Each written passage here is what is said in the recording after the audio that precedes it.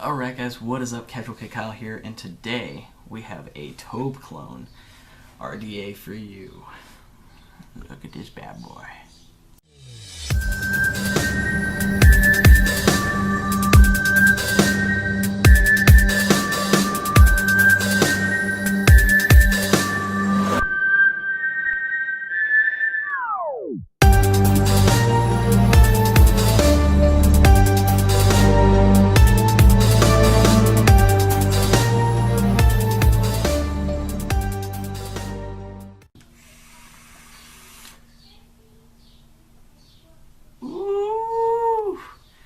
This thing's hitting like a champ.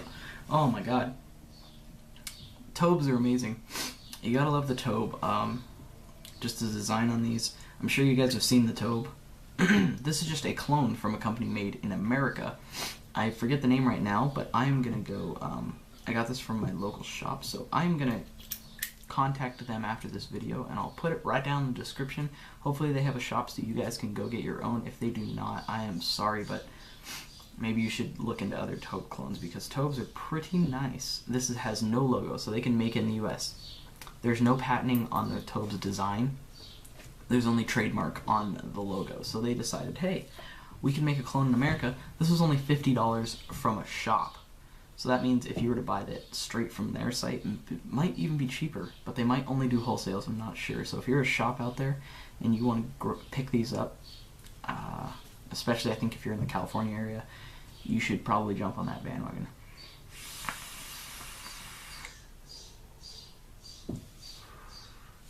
Coil I'm running in here is 0.15, and it is so nice. Oh my god.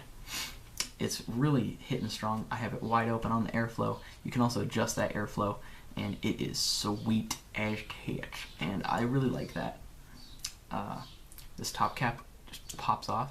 Oh, I popped off the whole thing. You can pop off the whole thing and see your coils there. Firing away. I have a parallel coil in here. You'll see the build at in the middle here, and that's what I'm using right here.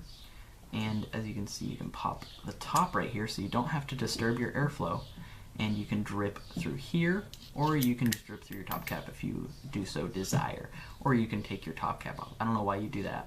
I always do this and drip, so I make sure everything is nice, and you can inspect your coils, make sure nothing is shorting. If something's feeling like it's shorting, you can always do that. But this thing is running pretty nice on here. And these little, I like to call them radiator fins, because they look like they should be on a radiator. They really make it so this top cap never gets hot, and this atomizer is hot, and this top cap is cold. It's pretty nice. It's not cold, it's warm to my mouth.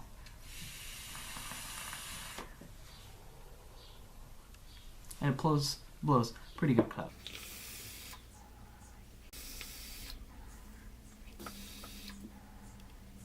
So as you guys can see, it blows. My lungs blow some good clouds. I gotta sit down for a minute, because the thing is pretty nice, and it's pretty nice. That's all I gotta say with it. Pretty nice. The only downside I can say is not that there's no logo. I don't care about that. It looks sleek. They have a nice, not polished, it's a brushed finish on here. And I like that because my top cap has a brushed finish, so it just matches nice. And I have it on my vanilla, not clone. It's not clone. It's a real vanilla copper edition. And it's running pretty good with those copper contacts and all that good stuff. If the vanilla didn't have a spring, it would be even better of a vape.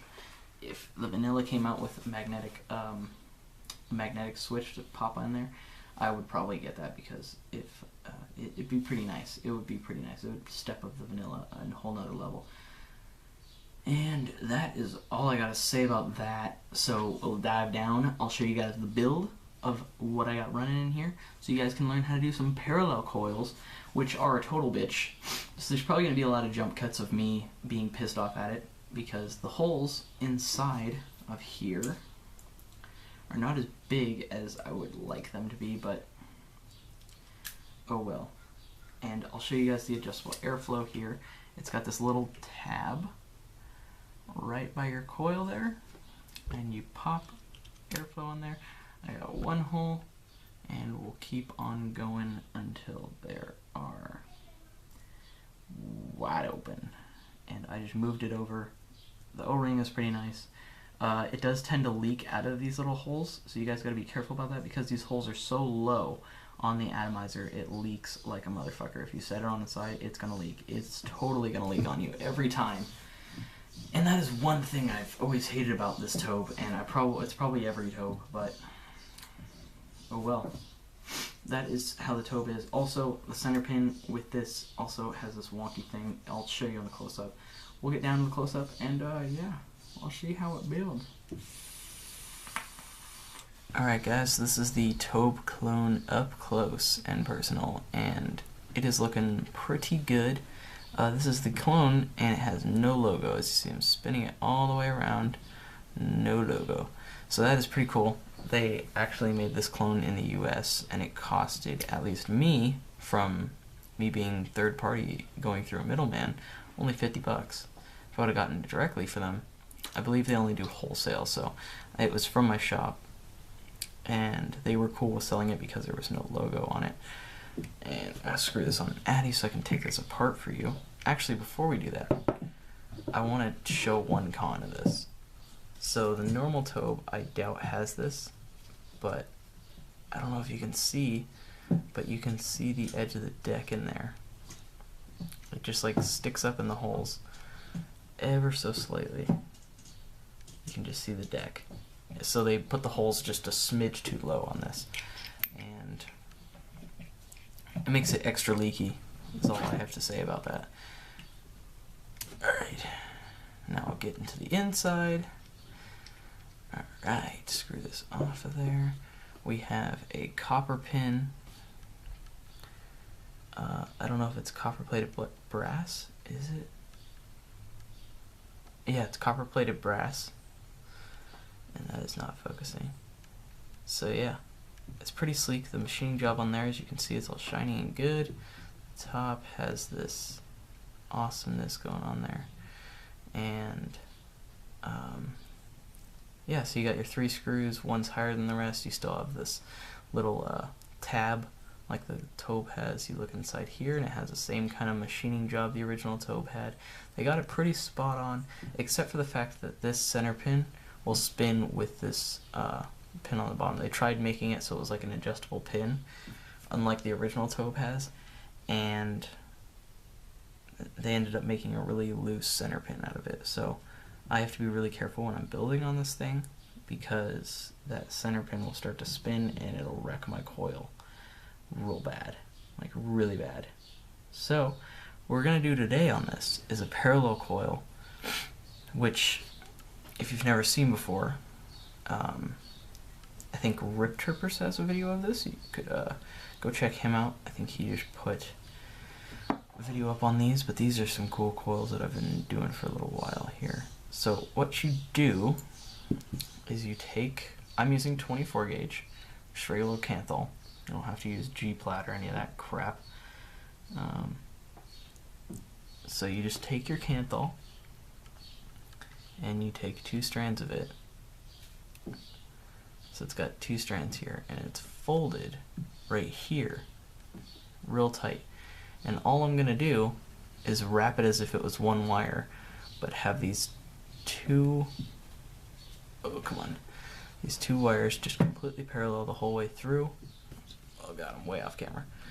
And I'll have these 2 coils all the way through, and it will pretty much do a quad coil on a dual coil. It's pretty much because you're using double the amount of wire, so it thinks that there is a 3rd and 4th coil on there, but it's really just submerged inside the other coil. So I'm going to make another one of these, and then we'll get back at this. So now I'm going to attempt to do this on camera, but we're going to put these inside, or we're going to make wraps out of them. What am I doing? So what you do is you make sure they're good. I'm going to just do it on this nail because it's a good size for me to do it on. So you want to do your wraps. They're a little bit difficult to start out with, but Take it going pretty quick. Alright, that's pretty off camera, but I got the wraps going. And there we go. Now we can scrunch this. This looks like a really big coil to you guys, but I assure you, it will be good. Okay, that's gonna look shitty for now, but I'm gonna fix it up later, but that is pretty much your coil right there. It's looking pretty bad right now. I'm gonna go ahead and do the other coil, and then we'll get to putting it in. Alright, so I'm gonna clip these leads. And I always do a little clip on the loop part. I'm gonna put it into here. This part, I hope okay, I'm kind of getting on camera. You guys just gotta kind of know how to build at this point. Okay. Tighten her down. Now we're gonna take the other one. This one's gonna be a total bitch to get in there. Alright guys, so I finally got this going. We're finally screwing down our last leads here.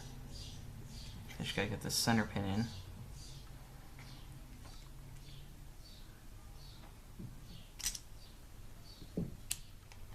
Coils can be annoying to make, but if I was just doing regular microcoils, this would have been done hours ago. So I'm just gonna clip these off.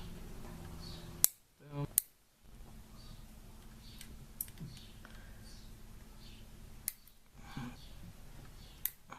Okay. Coils aren't touching nothing. Alright, let's put this on an atomizer and fire her up. We have coil in the bitch.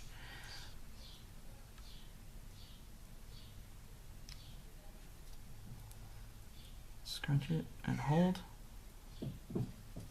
Okay. I always like to stick my original post right back through again. Let's see how nice this looks. Look at that. Looking good. Glowing from the inside out. Ooh, baby. Those are gonna fire up pretty good. 0.15. See, told you, it gets it really low ohm. So now that's on there. I'm going to lock this, and I'm going to get some cotton. So I'm gonna take about that much right there. I'm going to move this aside. I'm going to break this, let's see, about half. And let's roll that up and see how that is. So I roll this up a little bit. Stretchy doodles. Alright. Roll her up again after you stretch her. Alright, so now we got a little end piece like that. So we could sit this through. Hopefully. I think I need a longer one than that though. Alright, and then all we gotta do is slide it on through. Like that. And then once you do that, you can just keep grabbing the end. And if it starts pulling on you, you can twirl this and let it through. Because since this is so low, you want the cotton to be pretty tight inside here actually. Unlike other coils where you're like not wanting it as tight. There, that's pretty solid. Okay, I don't have scissors to cut this with. I usually cut about here. I'm just gonna rip about here because there's not much cotton on that side. And we're gonna tuck away. So yes, I use this nail excessively. I used it for the coils. I'm using it to tuck the cotton. You don't need drill bits, although drill bits are nice. And I do have them. Sometimes just right now the drill is at a different house with the drill bits, so it's not available. So now I've got to use this. You guys are loving my accents. They're so good. All right, so I'm gonna do the same thing to this side. Yes, yes, yeah, boy. That's what you want. Get that fluffiness in there. You want to make sure you have some cotton in there inside your coils because this is really low, and you don't want them to dry hit. All right, now let's fire it. No, I'm just joking. Grab my juice here, and we'll start just going at it here like this. We'll just keep on juicing up. Alright. Keep juicing up. That is a great phrase. Kids, don't juice up, just put juice on your e-cig. Kids? What am I talking about, kids? Adults. Kids. Gotta edit that part out. Shit. I'm not soliciting kids at all. I swear to God, that was horrible. That's a saying. Like you're talking to kids. Oh my God. Well, I'm screwed now. Oh, I didn't even test how this is firing. Let's see how gnarly this is. Because I got so distracted with the kids thing. That's fucking solid. Holy crap, dude. Alright, so we'll pop up to the original screen and we'll see how this thing vapes. Alright guys, so I'm back. You saw the close-ups. You saw everything. It vapes pretty good.